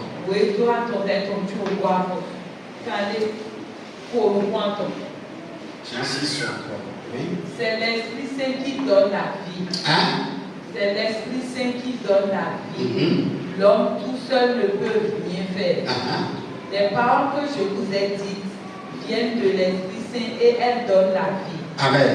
Amen. C'est plus tiré là. Je vais lui sauver. Vous sortez ce que je vais sortir. Oui. C'est l'Esprit qui vivifie. La chair ne sait de rien. Oui. Les paroles que je vous ai dites sont esprit et vie. Gloire à Dieu. Alléluia. Gloire à Dieu. Alléluia. Et nous sommes en train de parler de la mort en opposition à la vie.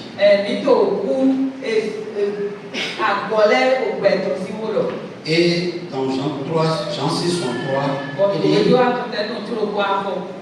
paroles que je vous annonce sont esprit et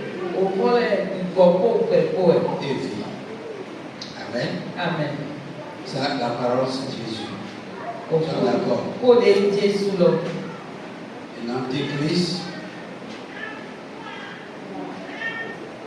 c'est la mort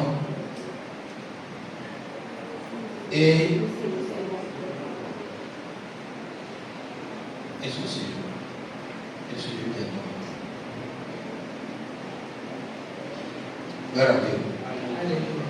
Donc, la vie qui se dégage de la parole qui est Jésus est souvent accompagnée de son esprit. Et de la même manière, la mort aussi est toujours accompagnée de l'esprit de la mort qui est le séjour des morts. Et donc, pour la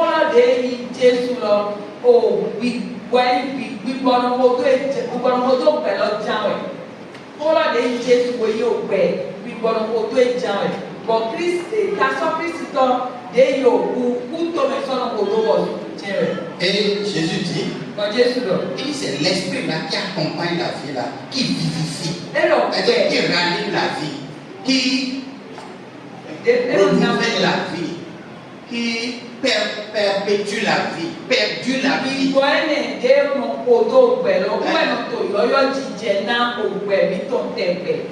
Alléluia. Ça permet à la vie de se renouveler. La vie se renouvelle. Amen. Amen. Et tout ça là vient de la parole. Et aujourd'hui, Satan n'a pas pu nous priver de la parole. Nous avons la parole. Plusieurs versets.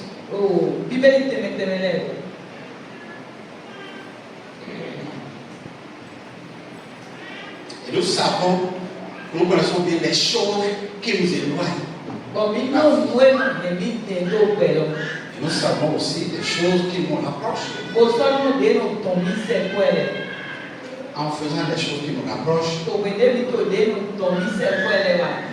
l'esprit de la vie nous ranime, nous régénère.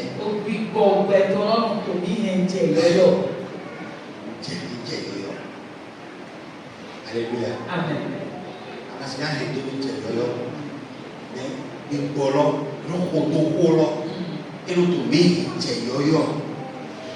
Alléluia. Amen. Celui qui arrête de faire ce qu'il doit faire, il arrête d'alimenter l'esprit. Et l'esprit n'arrive plus à jouer son rôle de régénération, de renouvellement permanent.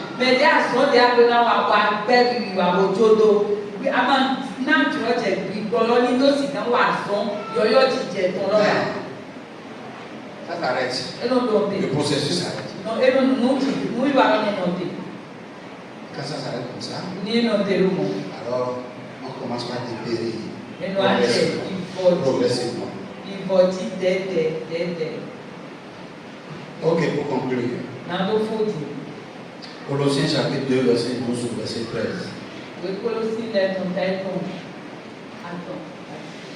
Colossiens chapitre 2, verset 12, verset 13. Ayant été enseveli avec lui par le baptême, vous êtes aussi ressuscités en lui et avec lui, par la foi en la puissance de Dieu qui l'a ressuscité des morts. Alléluia. Amen. Et ça, la résurrection du croyant. C'est-à-dire, chaque jour qui passe, puisque tu es mort à tes intérêts, à ta personne, à ta dignité, à ta personnalité, tu as accepté de sacrifier des choses pour la foi en Jésus.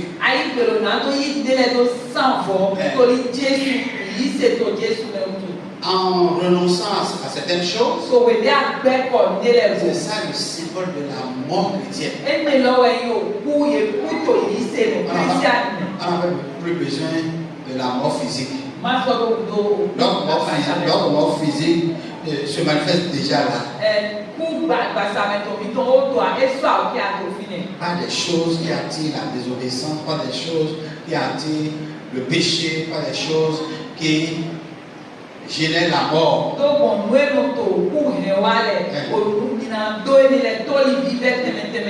Tu as sacrifié ça. Alléluia. Amen. Ce n'est pas que ça n'avait pas de valeur, mais des choses qui ont de valeur, des choses qui apportent des rémunérations, et tu les as laissées tout simplement à cause de la résurrection à laquelle tu aspires en Jésus.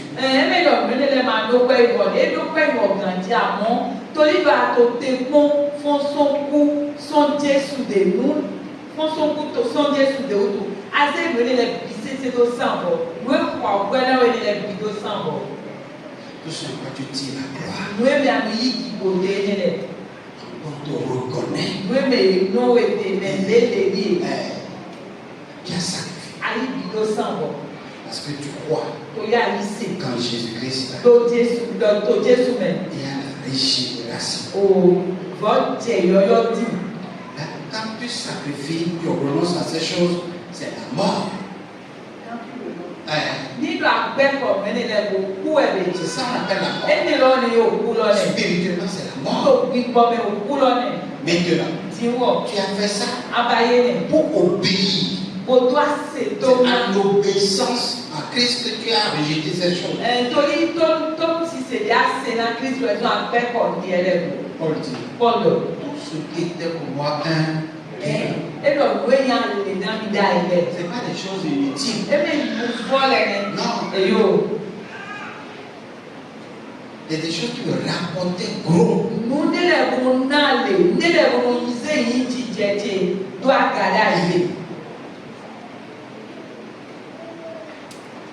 Mais à cause de ce que nous disons que ces choses sont comptées parmi les choses de désobéissance, ces choses sont des choses de violation de la règle de Dieu.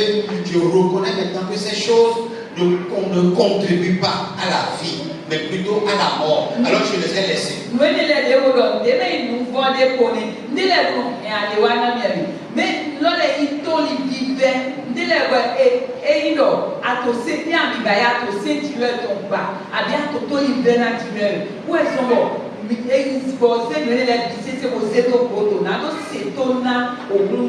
Parce que je sais que l'obéissance me rapproche de mon Dieu. Voilà Dieu. Alléluia. Et c'est pour obéir que j'ai laissé ces choses. Voilà Dieu. Alléluia. La Bible dit, ce faisant-là, cette opération-là, on appelle ça la régénération, la restauration, la résurrection.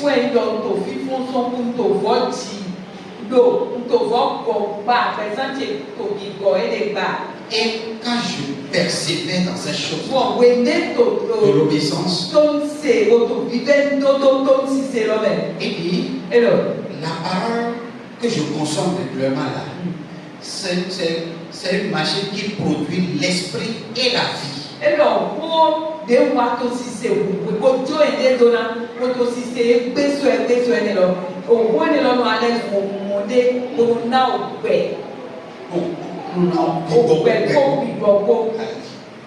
Alléluia. Amen. Et l'esprit qui accompagne la vie là, l'esprit permet à la vie de se renouveler régulièrement. La vie n'est pas unique. Mais c'est une vie qui se renouvelle.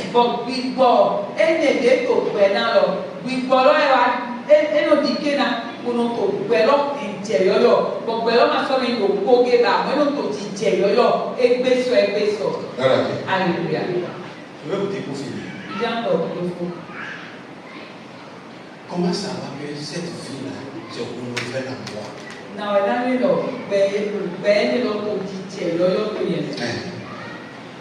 Le jour où j'ai pris contact avec cette vie,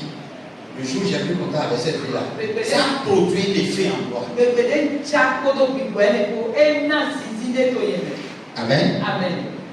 L'effet que ça produit en moi, la joie que ça produit en moi, la satisfaction que ça produit en moi, 5 ans, 10 ans après, je continue régulièrement par ressentir. Ce n'est pas 5 ans après je ressens ça.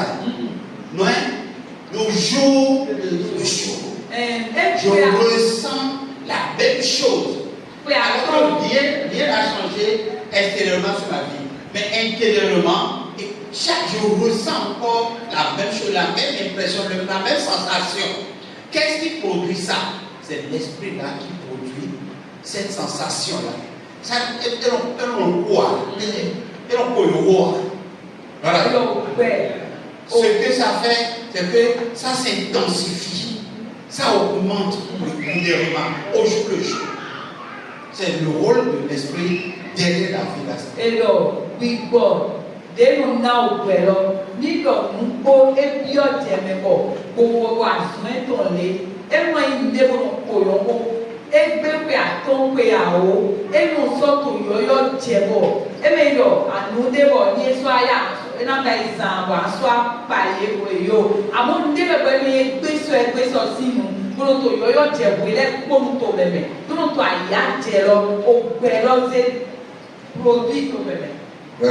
Alléluia.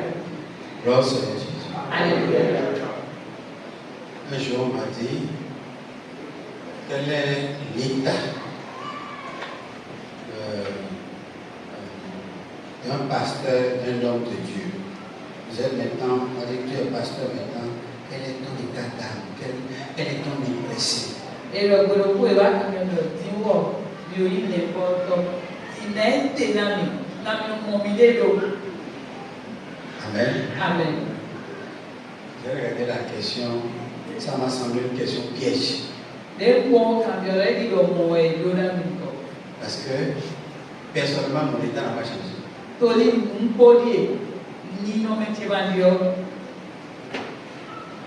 Amen. Amen. Je ressens simplement ce que je ressentais quand j'avais reçu le Seigneur. J'ai dit à la personne, je suis pasteur, ce que je ressens en moi, c'est le développement de l'amour de Dieu que j'avais en moi. Il fait le ministère. Je sais le ministère dans le développement de l'amour que j'avais en moi quand j'avais reçu le Seigneur. Il n'y a plus rien d'extraordinaire. Nous devons pas. Le propre ils sont venus Jésus.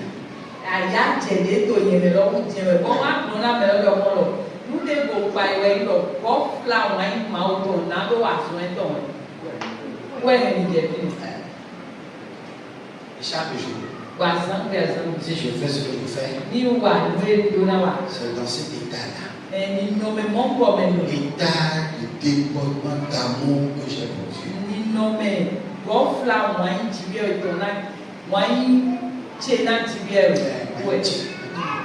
Amen. Amen. Que ce soit.